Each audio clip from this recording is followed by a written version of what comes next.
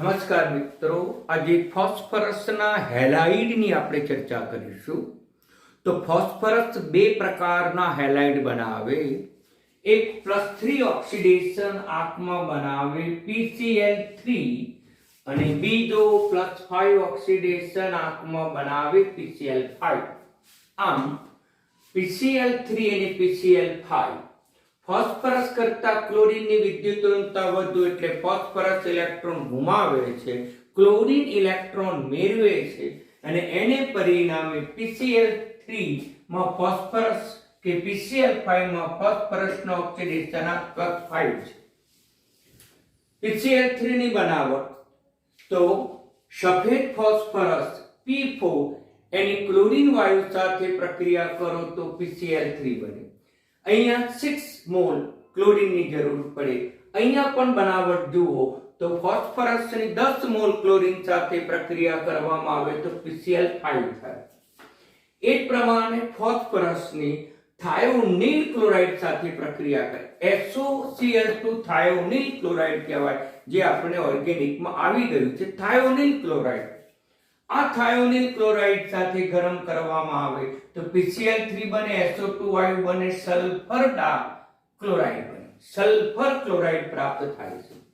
પરંતુ અહીંયા સલ્ફ્યુરાઇલ ક્લોરાઇડ લેવામાં આવે છે.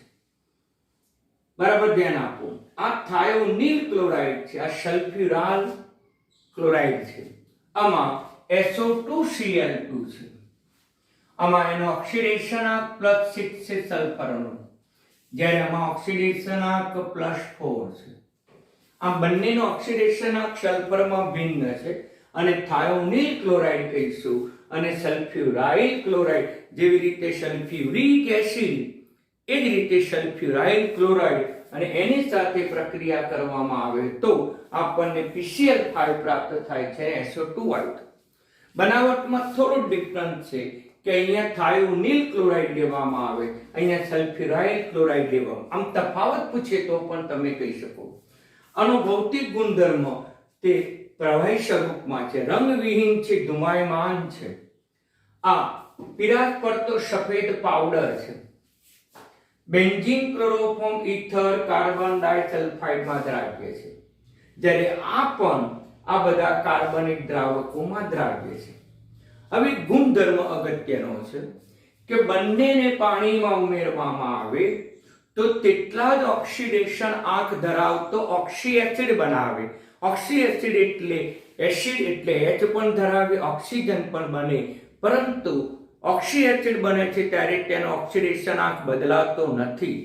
દાખલા તરીકે આપણે PCl3 માં ફોસ્ફરસનો ઓક્સિડેશન આંક +3 છે, એને પાણીમાં ઉમેરો તો એ વખતે પણ આપણને +3 ઓક્સિડેશન આંક ધરાવતો ઓક્સી એસિડ પ્રાપ્ત થાય, જેને કહીશું ફોસ્ફરસ એસિડ અને ફોસ્ફરસ એસિડ. સંતુલન કરીશું તો અહીંયા 3 ઓક્સિજન છે, 3 સંતુલિત છે. એ પ્રમાણે આ પણ PCl5 પણ પાણીમાં ઉમેરવામાં આવે તો PCl5 માં ફોસ્ફરસનો ઓક્સિડેશન આંક +5 છે, તો +5 ધરાવતો ઓક્સી એસિડ આપણને ફોસ્ફરિક એસિડ આપણને પ્રાપ્ત થશે, એટલે આપણને ફોસ્ફરિક એસિડ પ્રાપ્ત થાય. આનું ઉદ્ધવપાતન થઈ શકે છે. PCl5 ને ગરમ કરવામાં આવે તો વિઘટન થાય છે, PCl3 અને Cl2 પ્રાપ્ત થાય છે. આ ઉપરાંત આ જે પદાર્થ છે PCl3 નો ઓક્સિડેશનાંક નીચો છે, એટલે ધાતુ સાથે પ્રક્રિયા કરી શકતો નથી, જ્યારે આનો ઓક્સિડેશનાંક ઘણો ઊંચો છે.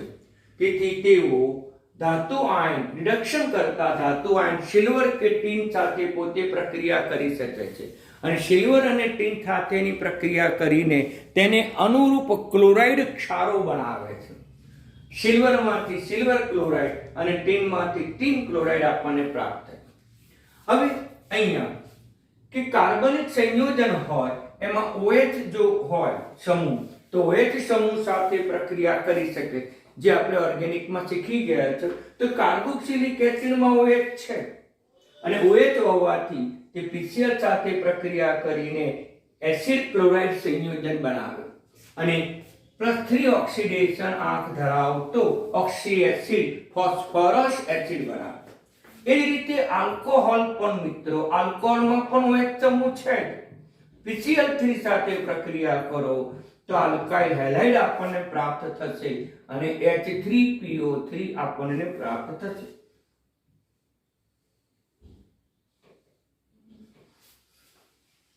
જે ઓર્ગેનિકમાં આપણે શીખી ગયા છે કે PCl5 હોય કે PCl3 હોય કે થાયોનિલ ક્લોરાઇડ હોય, આ ત્રણેયની મદદથી તેમાં રહેલા OH નું વિસ્થાપન ક્લોરીન વડે આપણે કરી શકીએ છીએ. અહીંયા પણ આવી OH સમૂહ ધરાવતા કાર્બનિક પદાર્થો સાથે પોતે પ્રક્રિયા આપે છે, એની સાથે પોતે પ્રક્રિયા આપશે.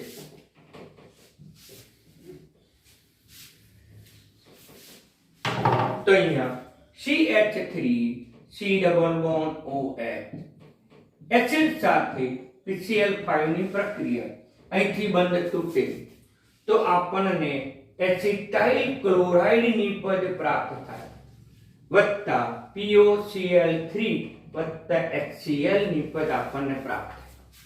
અહીંયા 1 મોલ એસિડની કે 1 મોલ આલ્કોહોલની જરૂર, સોરી 3 મોલ એસિડ કે 3 મોલ આલ્કોહોલની જરૂર પડે, જ્યારે અહીંયા 1 જ મોલ એસિડ કે 1 જ મોલ આલ્કોહોલની જરૂર પડે. તો અહીંયા આપણને પ્રાપ્ત થશે કઈની પદ PrCl વત્તા POCl3 વત્તા HCl. આમ અહીંયા મેં પાટિયા ઉપર જે લખ્યું હતું એક તફાવત સ્વરૂપે જ લખ્યું હતું. PCl3 અને PCl5 નો જો તફાવત પૂછે તો તમે સરળતાથી આપી શકો. પહેલા તેની બનાવટ પણ તફાવતમાં આવે. ભૌતિક અવસ્થામાં કહી શકાય કે આ રંગવિહીન ધુમામાન પ્રવાહી તેલી છે, જ્યારે આ પીરાશ પડતો ઘન પદાર્થ છે. રાસાયણિક પ્રક્રિયાનો પણ તફાવત આપે. 3 મોલ ભેજ કે પાણી સાથે પ્રક્રિયા કરીને H3PO4 બનાવે. અહીંયા H3PO4 બનાવે. OH સમૂહ સાથેની પ્રક્રિયા પણ લઈ શકાય, OH સમૂહ સાથેની પ્રક્રિયા પણ લઈ શકાય. આમ તફાવતના મુદ્દાઓ ફરીથી કહું છું કે બનાવટ પણ તફાવતમાં આવી શકે, ભૌતિક ગુણધર્મો એ પણ તફાવતમાં આવી શકે. રાસાયણિક ગુણધર્મમાં આ 3 મોલ પાણી સાથે પ્રક્રિયા કરે છે. એ અહીંયા 5 મોલ પાણી સાથેની પ્રક્રિયા હતી. આપણે PCl5 વત્તા H2O તો આપણને H3PO4 4 મોલ પાણી સાથે પ્રક્રિયા થશે. મિત્રો મારી ભૂલ હતી અને અહીંયા આપણને બનશે 5HCl. થઈ ગયું બેલે. તો અહીંયા 3 મોલ પાણી સાથે અહીંયા 4 મોલ પાણી સાથે પ્રક્રિયા કરીને અનુરૂપ ઓક્સી એસિડ બનાવે. આગળનો તફાવત OH સમૂહ સાથે પ્રક્રિયા કરે. અહીંયા 3 મોલ એસિડ કે આલ્કોહોલ સાથે પ્રક્રિયા કરે છે, અહીંયા 1 મોલ એસિડ કે આલ્કોહોલ સાથે પ્રક્રિયા કરે છે. આ ઉપરાંત બીજો તફાવત પણ છે જે તેના બંધારણ સ્વરૂપે છે. તો હવે આપણે એનું લઈએ બંધારણ. એ પણ તફાવત સ્વરૂપે લઈ શકાય. બંધારણ કે PCl3 ની અંદર જે સંકરણ છે sp3 છે અને sp3 ની અંદર ફોસ્ફરસ સાથે 3 ક્લોરીન સમૂહ જોડાયેલા છે અને એક અબંધકારક કક્ષક છે અને આ અબંધકારક કક્ષકને પરિણામે તેનો જે આકાર છે એ એમોનિયા જેવો પિરામિડલ બની જાય છે. પિરામિડલ આકાર આપણને પ્રાપ્ત થાય છે. આમ એનો આકાર પિરામિડલ. PCl5 છે એનું બંધારણ તો PCl5 તો પહેલું તેમાં સંકરણ સમજાયું છે 11 સાયન્સમાં. sp3d 5 બંધ બનાવે એટલે 5 બંધ ધરાવતી કક્ષકો 3p 4 અને 5. અહીંયા 4 બંધ બનાવે, 4 કક્ષકો છે પરંતુ એક અબંધકારક કક્ષકને પરિણામે તેનો આકાર બદલાઈ જાય છે. sp3 નો આકાર સમચતુષ્ફલકીય, આ અબંધકારક કક્ષકને પરિણામે તેનો આકાર પિરામિડલ બની જાય છે. જે 1160 માં અણુના આકાર વિશે અભ્યાસ કરી રહ્યા છો. હવે અહીંયા સંકરણ sp3d અને sp3d સંકરણ હોવાથી તો ફોસ્ફરસ અને 3 ક્લોરીન જે છે એ પાટિયાના સમતલમાં હોય છે, એક જ સમતલમાં છે. જ્યારે એક ક્લોરીન એ પાટિયાના સમતલની બહાર અને બાકીનો એક ક્લોરીન પાટિયાના સમતલની પાછળ છે. આનો જે આકાર છે એ ત્રિકોણીય દ્વિપિરામિડ તરીકે ઓળખવામાં આવે છે.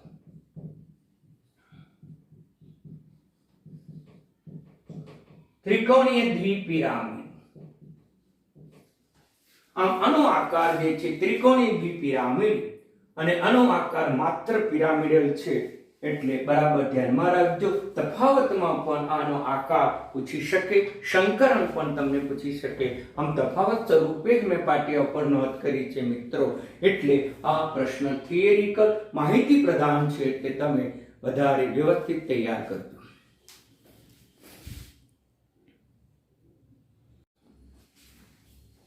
ફોસ્ફરસના ઓક્સી એસિડ. ઓક્સી એસિડ એટલે શું? મેં અગાઉ પણ તમને ચર્ચા કરેલી છે કે અધાતુના ઓક્સાઇડને પાણીમાં નાખો, હાઇડ્રોજન ઓક્સિજન યુક્ત સંયોજનો પ્રાપ્ત થાય તેને ઓક્સી એસિડ કહેવાય. HCl ને ઓક્સી એસિડ ન કહેવાય, એસિડ કહેવાય, ઓક્સી એસિડ ન કહેવાય. કારણ કે HCl માં ઓક્સિજન નથી, એસિડ છે. આમ ઓક્સી એસિડ એટલે ઓક્સિજન પણ હોવો જોઈએ, હાઇડ્રોજન પણ હોવો જોઈએ, જે મેં અગાઉના લેક્ચર્સમાં તમને સમજાવ્યું છે. તો ફોસ્ફરસના ઓક્સાઇડોને પાણીમાં નાખો તો ઓક્સી એસિડ બને. હવે અગત્યનું ધ્યાન આપો કે સમાન ઓક્સિડેશન આંક હોય તેવા એક કરતા વધારે ઓક્સી એસિડ બની શકે, ત્યારે નામકરણમાં ધ્યાનમાં રાખવાનું. જો તમને 3 હાઇડ્રોજન હોય તો ઓર્થો લખવાનું, 4 હાઇડ્રોજન હોય તો તમારે પાયરો લખવાનું, અને 1 હાઇડ્રોજન હોય તો તમારે મેટા લખવાનું. ઓક્સિડેશન આંક સમાન હોય ત્યારે. એનું બંધારણમાં આ માળખું ફિક્સ છે. ફોસ્ફરસની છેલ્લી કક્ષામાં 5 ઇલેક્ટ્રોન છે. ફોસ્ફરસ 5 બંધ બનાવે તે પૈકીનો ઓક્સિજન સાથેનો દ્વિબંધ ફરજિયાત. 3 સંયોજકતા બાકી રહી. 5 બંધ પૈકી દ્વિબંધ ઓક્સિજન સાથે, બાકીની 3 સિંગલ બંધથી બંધ બનાવે.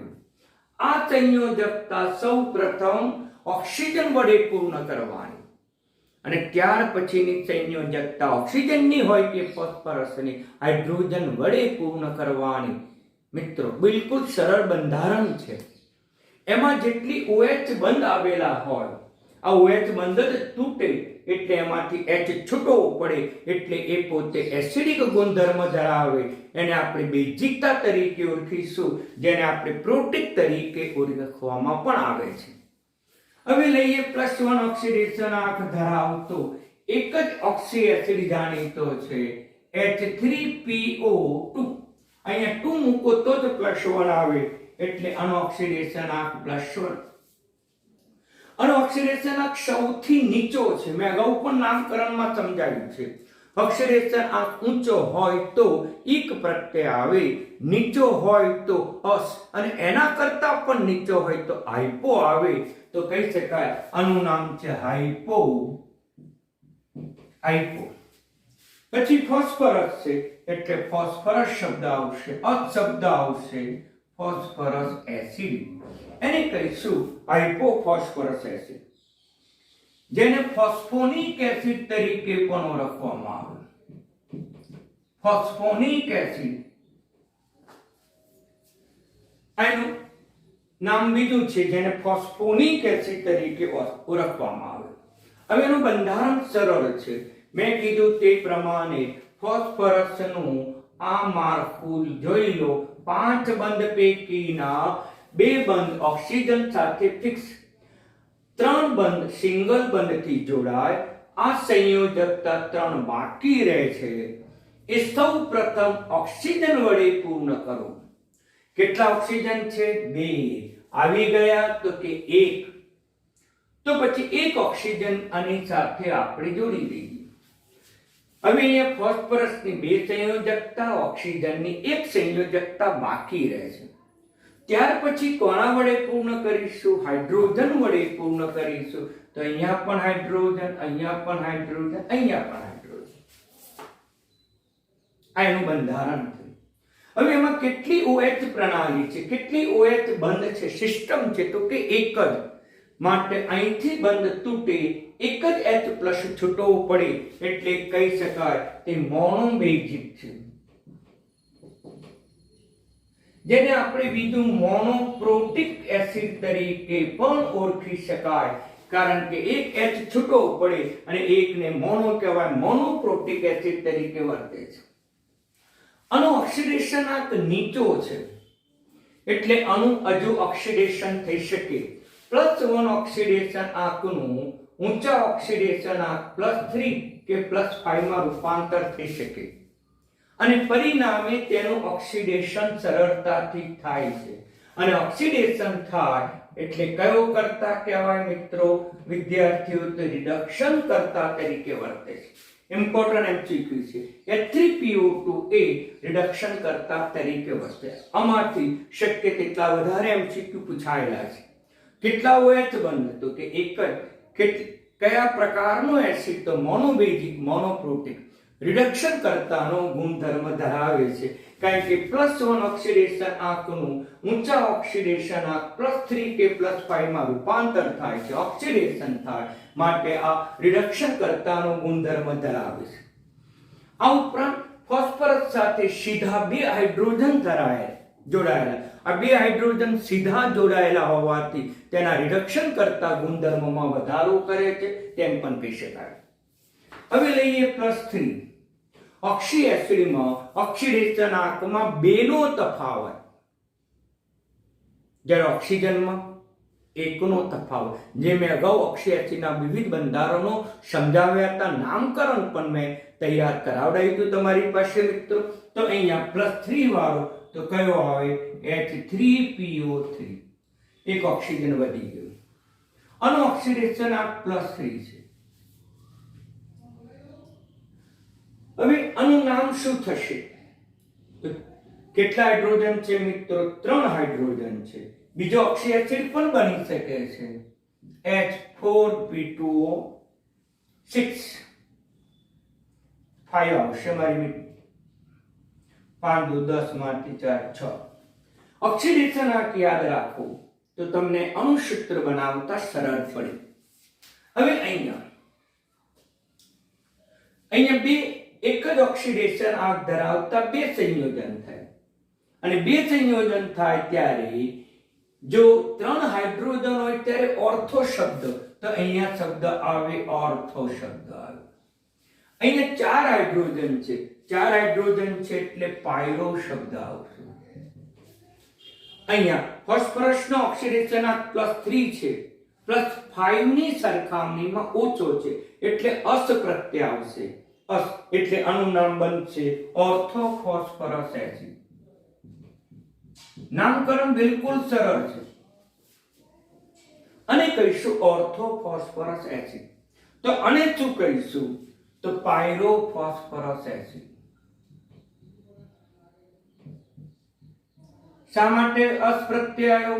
ઓક્સિડેશન આંક +3 છે જે +5 ની સરખામણીમાં નીચો છે એટલે આના માટે એક પ્રત્યય આવશે ફોસ્ફરિક એસિડ, ફોસ્ફરસ એસિડ. આના કરતા પણ હજુ ઓછો એટલે હાઇપોફોસ્ફરસ એસિડ. નામકરણ સરળ છે. જો તમે થોડી ઘણી ઇન્સ નોંધ યાદ રાખશો તો સરળતાથી આવડી. તો આનું નામ થશે પાયરોફોસ્ફરસ એસિડ. અને ફોસ્ફોરિક એસિડ તરીકે પણ ઓળખવામાં આવે છે. ફોસ્ફોરિક એસિડ અથવા સિમ્પલ પરિભાષામાં ફોસ્ફરસ એસિડ તરીકે પણ એને ઓળખવામાં. આમ મિત્રો સરળતાથી તમને નામકરણ યાદ રહે. હવે ધ્યાન આપો. એનું બંધારણ સિમ્પલ છે. પેલું તો આ માળખું લખી જ નાખવાનું. ફોસ્ફરસની બાકી રહેતી 3 સંયોજકતા પહેલા ઓક્સિજન વડે પૂર્ણ કરો. તો કેટલા ઓક્સિજન છે? 3 પૈકી 1 આવી ગયા, 2 ઓક્સિજન બાકી રહ્યા. હવે ઓક્સિજનની સંયોજકતા અને ફોસ્ફરસની સંયોજકતા પણ બાકી રહી. તે કોના વડે પૂર્ણ કરીશું? તો બાકી રહેલી સંયોજકતા હાઇડ્રોજન વડે પૂર્ણ કરી નાખો. હવે અહીંયા જે ફોસ્ફરસ છે એની સાથે 2 OH બંધ છે, 2 OH પ્રણાલી છે, 2 OH સિસ્ટમ છે અને અહીંથી બંધ તૂટે એ રીતે અહીંથી પણ બંધ તૂટે. કેટલા H છૂટા પડે? 2 H છૂટા પડે અને 2 H છૂટા પડે એટલે ડાયબેઝિક એસિડ તરીકે ઓળખી શકાય અથવા તો ડાયપ્રોટીક એસિડ તરીકે પણ ઓળખી શકાય. અહીંયાનું બંધારણ જુઓ કઈ રીતે બનશે કે 2 ફોસ્ફરિક એસિડ લેવામાં આવે H3PO3, બીજો પણ H3PO3, એને પાણી દૂર કરવામાં આવે અને પાણી દૂર કરો એટલે 2 હાઇડ્રોજન. કુલ કેટલા થયા હાઇડ્રોજન? 3 ને 3 6 માંથી 2 ગયા એટલે 4 બાકી રહ્યા. 2 ફોસ્ફરસ થયું અને 3 ને 3 6 એમાંથી 1 ઓક્સિજન ચાલ્યો ગયો એટલે આપણને કેટલા થયા? તો તે 5 ઓક્સિજન થયા. આમ 2 મોલ ઓર્થોફોસ્ફરસ એસિડમાંથી પાણીનો અણુ દૂર કરવામાં આવે તો આપણને આ પ્રકારનો ઓક્સી એસિડ બને. આમાં ઓક્સિડેશન આંક +3, આમાં પણ +3 છે, આમાં પણ +3, માટે +3 ઓક્સિડેશન આંક ધરાવતો અન્ય ઓક્સી એસિડ આ બને, જેને આપણે કહીશું પાયરોફોસ્ફરસ એસિડ. હવે મિત્રોનું બંધારણ શું થશે બરાબર ધ્યાનમાં રાખજો. બંધારણ તો ફોસ્ફરસ આ માળખું તો ખરું, બીજો ફોસ્ફરસ નો આ બંધારણીય માળખું તો ફિક્સ છે. એ બંનેની સંયોજકતા સૌ પ્રથમ કોના વડે પૂર્ણ કરીશું? તો આપણે સૌ પ્રથમ તેની સંયોજકતા ઓક્સિજન વડે આપણે પૂર્ણ કરવી પડે એટલે ઓક્સિજન વડે પૂર્ણ કરીશું. કેટલા ઓક્સિજન હતા? તો કે 5. 5 પૈકી 3 આવી ગયા, બાકીને સરખા ભાગે ઓક્સિજન વહેંચી દો. થઈ ગયા 5. હવે મિત્રો ધ્યાન આપો, બાકીની સંયોજકતા કોના વડે પૂર્ણ કરીશું? તો કે હાઇડ્રોજન વડે. થઈ ગઈ પૂર્ણ સંયોજકતા. હવે એમાં OH પ્રણાલી કેટલી આવી મિત્રો? OH પ્રણાલી, OH બંધ, તો OH બંધ 2 આયા અને 2 OH બંધ હોવાથી તે પોતે ડાયપ્રોટીક છે અથવા ડાયબેઝિક તરીકે પણ વર્તી શકે છે. આમ આપણે સરળતાથી એના બંધારણો દોરી શકીએ છીએ. હવે ધ્યાન આપો, આ +3 જે છે એનું ઓક્સિડેશન પણ થઈ શકે, રિડક્શન પણ થઈ શકે. જો રિડક્શન થાય તો +1 ઓક્સિડેશન આંકમાં રૂપાંતર થશે અને ઓક્સિડેશન થાય તો +5 ઓક્સી એસિડમાં રૂપાંતર થશે. પરિણામે રિડક્શન થાય એટલે પોતે ઓક્સિડેશન કરતા તરીકે પણ વર્તે છે. એટલે એનો ગુણધર્મ જો લેવો હોય તો તે ઓક્સિડેશન કરતા તરીકે પણ વર્તે છે. જો તેનું +5 માં રૂપાંતર થાય એટલે એનું ઓક્સિડેશન થયું એટલે પોતે રિડક્શન કરતા તરીકે પણ વર્તે છે. આમ +1 વાળો એ માત્ર ને માત્ર રિડક્શન કરતા તરીકે વર્તશે, જ્યારે +3 ધરાવતો ઓક્સી એસિડ એ ઓક્સિડેશન કરતા તરીકે, રિડક્શન કરતા તરીકે પણ વર્તશે.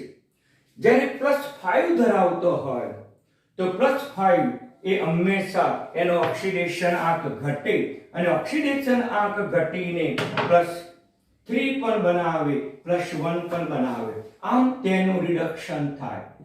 ફોસ્ફરસના ઓક્સી એસિડમાં અથવા ફોસ્ફરસનો મહત્તમ ઓક્સિડેશન આંક 5 છે. પ્રક્રિયા કરે તો પોતે વધુ ઇલેક્ટ્રોન ગુમાવી શકે નહીં, ઉપરથી ઇલેક્ટ્રોન મેળવી એના ઓક્સિડેશનાંકમાં ઘટાડો થાય, અને ઘટાડો થાય એટલે રિડક્શન થાય, એટલે +5 વાળા બધા જ પદાર્થો એ ઓક્સિડેશન કરતા તરીકે જ વર્તે. +1 વાળા રિડક્શન કરતા, આ જે છે એ રિડક્શન કરતા તરીકે વર્તે. જ્યારે આ રિડક્શન કરતા તરીકે પણ વર્તે, ઓક્સિડેશન કરતા તરીકે પણ વર્તે. જ્યારે +5 એ માત્ર ઓક્સિડેશન કરતા તરીકે વર્તે છે. એટલે આટલી વસ્તુ બરાબર ધ્યાનમાં રાખજો. હવે આપણે લઈએ +4 વાળો. હવે +4 વાળો ઓક્સી એસિડની ચર્ચા કરીએ. એ પણ શક્ય છે.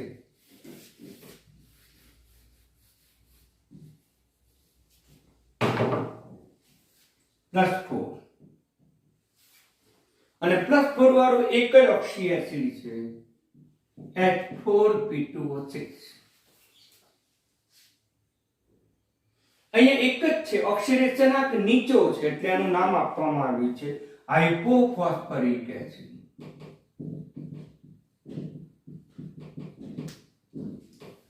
આનું નામ છે હાઇપોફોસ્ફરિક એસિડ. ઓક્સિડેશનાંક નીચો એટલે હાઇપો શબ્દ અને ઇક પ્રત્યય, કારણ કે ઓક્સિડેશનાંક સાપેક્ષમાં 1,3 ની સાપેક્ષમાં વધારે છે એટલે ઇક પ્રત્યય. આ એનું પ્રચલિત નામ કે IUPAC નામ છે મિત્રો, એટલે ધ્યાન રાખજો. એક જ +4 ધરાવતો ઓક્સી એસિડ છે, બીજો ઓક્સી એસિડ શક્ય નથી. એટલે આ વિશિષ્ટ ઓક્સી એસિડ છે જે તમારે યાદ રાખવું જ રહ્યું. હવે એનું ગુણધર્મ કે બંધારણની આપણે ચર્ચા કરીએ. બંધારણ.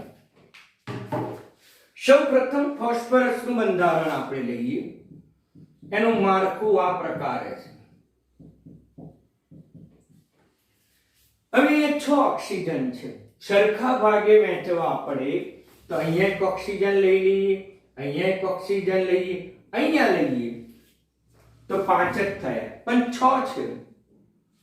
તો પછી સરખા ભાગે વહેંચવા માટે આપણે અહીંયા ઓક્સિજન મૂકવો પડે અને ફોસ્ફરસ વચ્ચેનો બંધ જોડાઈ જાય.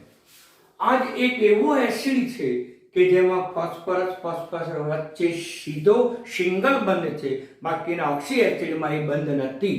MCQ માં યાદ રાખજો. આવી બંધ રચના આમાં જ જોવા મળે, આ જ અણુક્ષેત્રમાં જોવા મળે, આ જ પ્રકારના નામમાં જોવા મળે. MCQ માં બરાબર ધ્યાનમાં રાખજો. હવે બાકીની સંયોજકતા હાઇડ્રોજન વડે પૂર્ણ કરી દઈએ.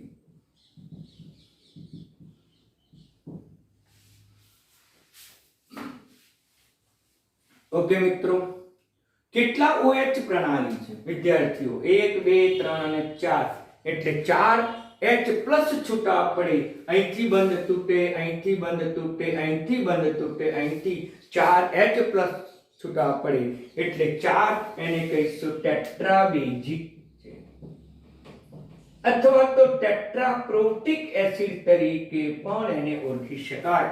એટલે આ જે છે એ MCQ માટે બરાબર ધ્યાનમાં રાખજો. +4 વાળો એક જ છે, જ્યાં પદરૂપ તરીકે આપણે ગણીશું મિત્રો, એટલે આપણે ધ્યાનમાં રાખજો. હવે આપણે લઈએ +5 વાળા. +5 વાળા તો H3PO કેટલા મૂકું? 2 મૂકું તો +3 થશે, 3 મૂકું તો +3 થશે. પરંતુ જો અહીંયા હું 4 મૂકી દઉં તો ઓક્સિડેશન આંક 5 બની જશે. અને ઓક્સિડેશન આંક મહત્તમ છે, અને મહત્તમ હોવાથી એને કહેવાય ફોસ્ફરિક એસિડ. પણ મિત્રો આ પણ એક કરતા વધારે ઓક્સી એસિડ બનાવે છે, એટલે એ વખતે આપણે 3 હાઇડ્રોજન છે, એટલે 3 હાઇડ્રોજન છે એટલે ઓર્થો શબ્દ લગાવીશું. Hp3O પણ જાણીતો છે, આનો પણ ઓક્સિડેશન આંક +5 છે, તો આનું નામ ફોસ્ફરિક એસિડ તો ખરું, પરંતુ કેટલા હાઇડ્રોજન છે? 1, અને એક હોય એટલે આપણે મેટા શબ્દ લખીશું એટલે આનું નામ થશે મેટા ફોસ્ફરિક એસિડ. બરાબર ધ્યાનમાં રાખજો. આ +5 છે એ એક કરતા વધારે ઓક્સી એસિડ બનાવી શકે છે. ઓર્થો ફોસ્ફરિક એસિડનું બંધારણ લઈએ આપણે. ફોસ્ફરસનું આ માળખું ચોક્કસ છે. પહેલા કોના વડે પૂર્ણ કરીશું? સંયોજકતા ઓક્સિજન વડે. એક આવ્યો, આ 2 3 અને 4 આવી ગયા. હવે ઓક્સિજનની સંયોજકતા હાઇડ્રોજન વડે પૂર્ણ કરીશું. કેટલી OH પ્રણાલી છે? કેટલા OH બંધ છે? તો 3 OH બંધ છે, જે બંધનું ખંડન થઈને 3H+ મુક્ત કરે અને 3 કરે એટલે આપણે કહીશું ટ્રાઇબેઝિક એસિડ તરીકે ઓળખીશું. ટ્રાઇબેઝિક અથવા તો એને ટ્રાઇપ્રોટિક એસિડ તરીકે પણ ઓળખવામાં આવે. એને ઓર્થોફોસ્ફરિક એસિડ તરીકે ઓળખીશું. કેટલીક વખત માત્ર ફોસ્ફરિક એસિડ શબ્દ પણ વાપરવામાં આવે છે, કારણ કે રાસાયણિક પ્રક્રિયા થાય ત્યારે +5 વાળો આ જ ઓક્સી એસિડ વધારે લેવામાં આવે છે અને આ જ ઓક્સી એસિડની પ્રક્રિયા થાય માટે એને ફોસ્ફોરિક એસિડ તરીકે પણ આપણે વ્યવહારમાં ઓળખવામાં આવે છે. એટલે ક્યારેક ફોસ્ફોરિક એસિડ પૂછે તો પણ તમે આ જ સૂત્ર લખજો, આ જ બંધારણીય સૂત્ર, આ જ ગુણધર્મ લખજો. હવે +5 વાળા તો HPO3, તો એનું નામ શું થશે? તેનું નામ થશે ફોસ્ફરિક એસિડ તો ખરો, પરંતુ એક જ હાઇડ્રોજન છે તેથી એનું નામ થશે મેટાફોસ્ફરિક એસિડ. પરંતુ તેના 2 પ્રકાર છે. મોનોમર શક્ય નથી એટલે તેના 2 પ્રકાર છે. એક લઈએ HPO3 થ્રાઇસ. 3 મોનોમરના જોડાણથી બને છે, જે ચક્રીય રચના બનાવે છે અને ચક્રીય રચના બનાવતો હોવાથી સાયક્લો શબ્દ લખીશું. 3 છે એટલે ટ્રાય. પછી HPO3 નું નામ શું થશે? તો મેટાફોસ્ફરિક એસિડ થશે.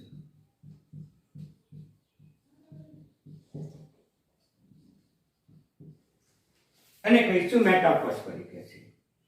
બરાબર ધ્યાનમાં રાખજો. તેનું બંધારણ શું થશે? એનું બંધારણ તો ચક્રમાં છે એટલે 3 ફોસ્ફરસ છે, ચક્રીય રીતે ગોઠવાય તે રીતે લખવું પડે. 3 ફોસ્ફરસમાં બંધારણીય માળખું તો આનું આ જ.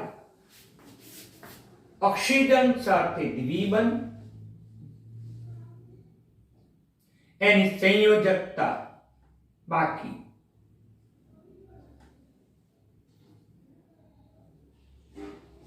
આ રીતે સૌ પ્રથમ ઓક્સિજન વડે પૂર્ણ કરીએ એટલે ઓક્સિજન ઓક્સિજન ઓક્સિજન વડે પૂર્ણ. ત્યાર પછીની પણ હજુ ઓક્સિજન 9 ઓક્સિજન છે. 9 માંથી 1 2 3 4 5 6 આવ્યા, બાકી રહ્યા. અને સંયોજકતા H વડે પૂર્ણ કરો. મિત્રો કેટલી OH પ્રણાલી છે? 1 2 અને 3 OH બંધ રચના છે અને 3 હોવાથી તે પણ ટ્રાઇબેઝિક એસિડ હશે, તે પણ ટ્રાઇપ્રોટિક એસિડ હશે, એ પણ ટ્રાઇપ્રોટિક. જો ફરીથી તમને સમજાવું એનું બંધારણ, તો ફરીથી આપણે એના બંધારણની ચર્ચા કરીએ. તો ફોસ્ફરસ, અહીંયા પણ ફોસ્ફરસ ફોસ્ફરસ, અહીંયા ઓક્સિજન ઓક્સિજન ઓક્સિજન લખી શકાય. જોડી દો, બેન્ઝીન ચક્ર બની ગયું. ઓક્સિજન સાથે દ્વિબંધ, ઓક્સિજન સાથે દ્વિબંધ.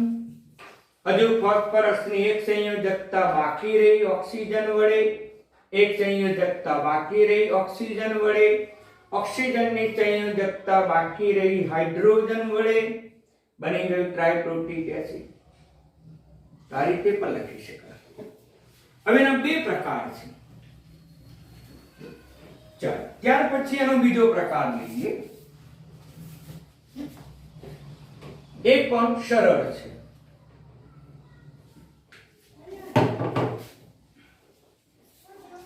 આ એક પ્રકાર, એનો બીજો પ્રકાર HPO3 n ટાઈમ્સ, અને n હોય, અસંખ્ય હોય, અસંખ્ય મોનોમર, તો આપણે પોલી શબ્દ લખવામાં આવે છે એટલે આનું નામ થશે પોલી.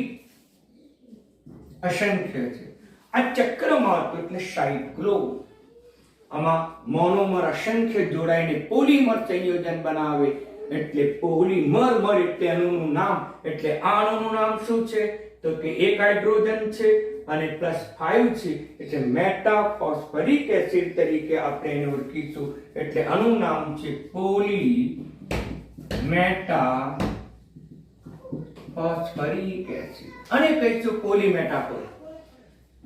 બંધારણ સિમ્પલ છે મિત્રો, તો કે ફોસ્ફરસ સાથે આ પ્રકારની પ્રણાલી, ફોસ્ફરસ સાથે બંધ રચનાની પ્રણાલી, આ પ્રકારે ત્રીજું લઈએ તો આ પ્રકારની બંધ રચના જોવા મળે. સૌ પ્રથમ એને ઓક્સિજન વડે પૂર્ણ કરીશું એટલે મધ્યમાં ઓક્સિજન, આમ ફોસ્ફરસના પરમાણુઓ ઓક્સિજન મારફતે જોડાયેલા છે. ત્યાર પછીની સંયોજકતા પણ આપણે ઓક્સિજન વડે પૂર્ણ કરીશું, હાઇડ્રોજન જોડીશું. આ પણ શૃંખલા ચાલ્યા કરે. પરિણામે આ પ્રકારનું પોલીમર સંયોજન બનાવે છે. કેટલા H+ મુક્ત કરશે જેટલા OH બંધ હશે, પણ આ તો પોલીમર છે અને પોલીમર હોવાથી ઘણા બધા H+ મુક્ત કરશે, માટે એને કહીશું પોલીપ્રોટિક એસિડ તરીકે ઓળખીશું. એને પોલીપ્રોટિક એસિડ તરીકે ઓળખવામાં આવે, જેનું બીજું નામ છે પોલીબેઝિક એસિડ. સિમ્પલ છે આ પ્રણાલી, યાદ રાખો. ઓક્સિજન વડે પૂર્ણ કરો અને ત્યાર પછી હાઇડ્રોજન વડે સંયોજકતા પૂર્ણ કરો, સરળતાથી. હવે બીજું લઈએ +5 વાળું.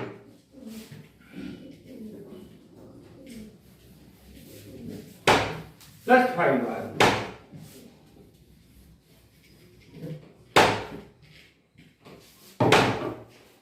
કે H3PO4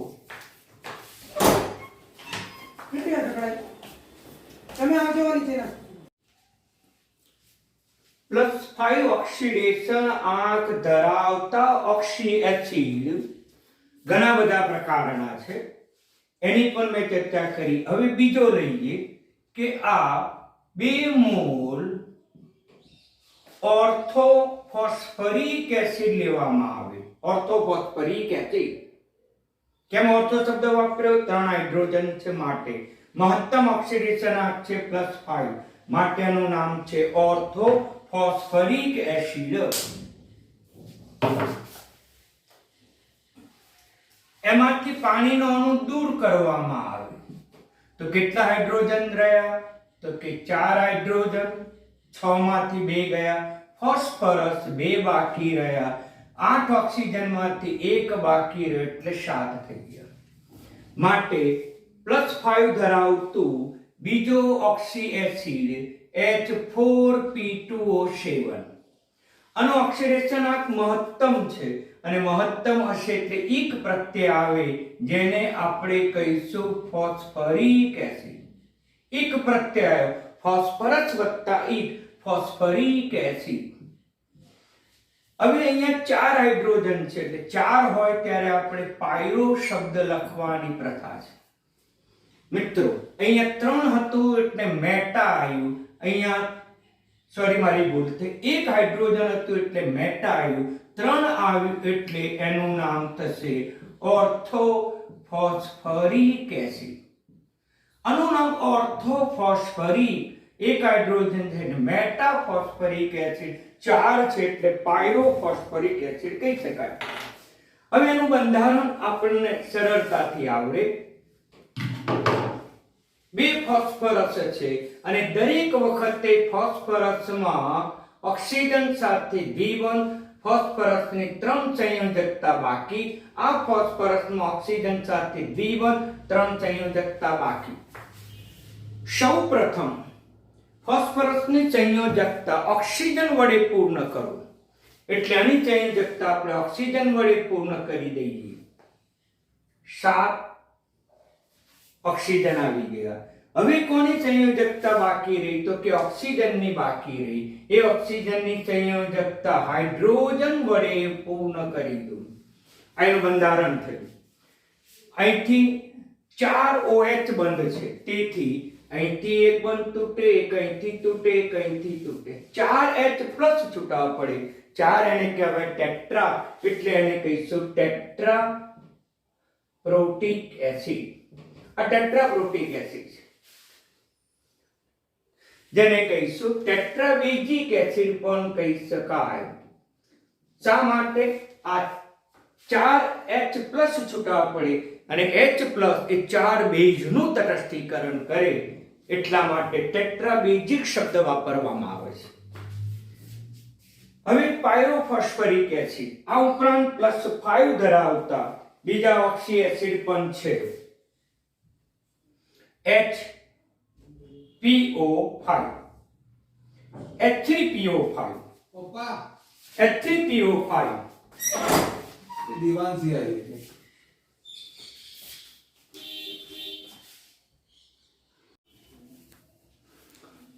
+5 ઓક્સિડેશન આકવાળા ઓક્સી એસિડ ઘણા બધા પ્રકારના છે.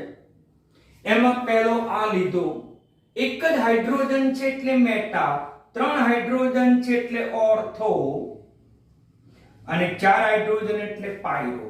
ઓક્સિડેશન આ +5 છે એટલે વધુ છે, એટલે એક પ્રત્યય phosphoric acid, phosphoric acid, phosphoric acid. પરંતુ અહીંયા જો તમે N લગાવી દો તો પછી HPO3 ના અસંખ્ય અણુ જોડાઈ જાય એટલે એનું નામ થઈ જાય પોલીમેટાફોસ્ફરિક એસિડ. એનું બંધારણ છે. આનું પણ બંધારણ દોર્યું, આનું પણ બંધારણ દોર્યું. હવે આ જે છે H3PO5 એનો ઓક્સિડેશન આ 5 છે, તો પછી એનું બંધારણ જોઈએ તો ફોસ્ફરસ સાથે ઓક્સિજન દ્વિબંધથી બાકીના 3 સિંગલ બંધ. સૌપ્રથમ ઓક્સિજન વડે એની સંયોજકતા ફોસ્ફરસની પૂર્ણ કરો. હજુ એક ઓક્સિજન વધ્યું, તો અહીંયા એક ઓક્સિજન સિંગલ બંધથી જ જોડાય, દ્વિબંધથી ન જોડાય. બાકીની સંયોજકતા કોની બાકી રહી? તો આ ઓક્સિજનની હાઇડ્રોજન વડે પૂર્ણ કરો. આ ઓક્સિજનની બાકી હતી, હાઇડ્રોજન વડે પૂર્ણ કર્યું. હવે અહીંયા આ જે પ્રણાલી આવી, એ પ્રણાલી ઓક્સિજન પાસે જોડાય, સિંગલ બંધથી જોડાય તો તેને પેરોક્સાઇડ તરીકે ઓળખવામાં આવે. અને પેરોક્સાઇડમાં ઓક્સિજનનો ઓક્સિડેશનાંક -1 છે. આ પ્રકારના સંયોજનમાં ઓક્સિજન બે પ્રકારની ઓક્સિડેશનાંક ધરાવે છે, -1 -1. આ જે છે -2 અને -2. -2 ઓક્સિડેશનાંક ધરાવતા ઓક્સિજનને આપણે ઓક્સાઇડ કહીશું અને -1 ઓક્સિડેશનાંક ધરાવતા ઓક્સિજનને પેરોક્સાઇડ કહીશું. મિત્રો, અત્યાર સુધી મેં જેટલા બંધારણ દોર્યા ઓક્સી એસિડના, એ બધા જ પ્લસમાં બધા જ ઓક્સિજન હતા. એ -2 જ ઓક્સિડેશનાંક વાળા હતા, માટે બધા જ ઓક્સાઇડ હતા. પરંતુ અહીંયા આ બંધારણ આવ્યું અને આ બંધારણ આવ્યું જે પેરોક્સાઇડ તરીકે આપણે બંધ ઓળખીએ અને આપણે પેરોક્સાઇડ તરીકે મિત્રો ઓળખીએ છીએ. તો પછી એનું નામ શું થશે? તો પેરોક્સાઇડ તો છે જ, માટે એનું નામ થશે પેરોક્સો. પેરોક્સાઇડ છે માટે કહીશું પેરોક્સો. પછી આમાંથી બનતો ઓક્સી એસિડ છે એટલે એક જ બનતો છે એટલે ઓર્થો શબ્દ, અરે એક જ છે એટલે મોનો આવશે, મોનો, ઓર્થો મોનો. પછી શું થશે? સલ્ફ્યુરિક એસિડ એટલે પેરોક્સો મોનો. અહીંયા ફોસ્ફરસ છે એટલે નામ બનશે ફોસ્ફરિક એસિડ. નામ બની ગયું ફોસ્ફરિક એસિડ. પેરોક્સાઇડ બંધ છે, એક જ ફોસ્ફરિક એસિડમાંથી બનતો પેરોક્સાઇડ છે એટલે મોનો શબ્દ એક બન્યો એટલે મોનો, પછી ફોસ્ફરિક એસિડ. આ ઉપરાંત એક અન્ય પણ છે જે અગત્યનો છે.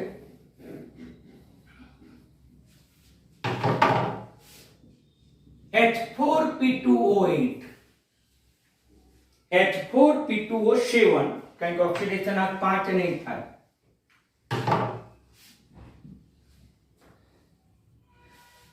આનું નામ શું થશે? આમાં પણ પેરોક્સાઇડ બંધ છે મિત્રો, જે 11 સાયન્સમાં સમજાવેલું છે કે ફોસ્ફરસ નું આ માળખું, પરંતુ બંનેમાં ફોસ્ફરસ એ પેરોક્સાઇડ બંધ વડે જોડાઈ જાય છે. બાકીની સંયોજકતા ઓક્સિજન વડે પૂર્ણ કરીશું.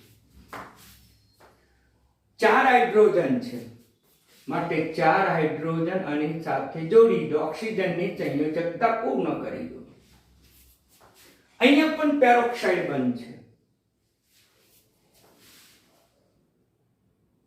માટે આ પ્રકારના સંયોજનમાં ઓક્સિજન 2 પ્રકારના છે.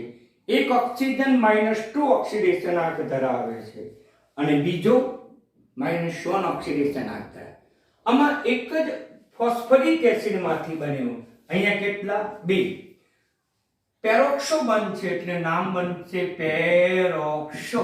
2 છે એટલે ડાય. અહીંયા મોનો હતું તો અહીંયા ડાય આવ્યું, ફોસ્ફરિક એસિડ. આનું નામ થશે ફોસ્ફરિક એસિડ.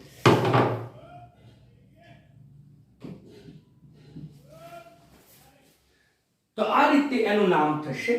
એનું બંધારણ પણ મેં દોર્યું. હવે આનો ગુણધર્મ તમે જુઓ. આનો કેટલા H બંધ તૂટશે?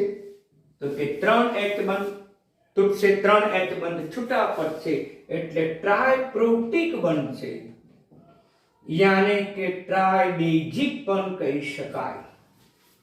હવે આનું બંધારણ આ છે. કેટલા OH બંધ તૂટે? તો આ 1, આ 2, આ 3 અને 4. 4 H+ છૂટા પડે એટલે 4 એને અંગ્રેજીમાં કહેવાય ટેટ્રાપ્રોટિક એસિડ અથવા ટેટ્રાબેઝિક એસિડ તરીકે ઓળખી શકાય. એટલે મિત્રો આ રીતે એના ઓક્સી એસિડ ના બંધારણ દોરી શકાય. આટલી નોંધ તમે અવશ્ય યાદ રાખજો અને સરળતાથી એના બંધારણ દોરી શકાય. એના નામ પણ મેં સમજાવ્યા કઈ રીતે યાદ રાખવાના. +1 વાળો એક જ છે, +3 વાળો આ 2 છે, +4 વાળો 1 છે, જ્યારે +5 વાળા ઓક્સી એસિડ 1 કરતા વધારે છે. એટલે +5 વાળા ઓક્સી એસિડ વધારે ધ્યાનથી તૈયાર કરજો. અસ્તુ, ધન્યવાદ.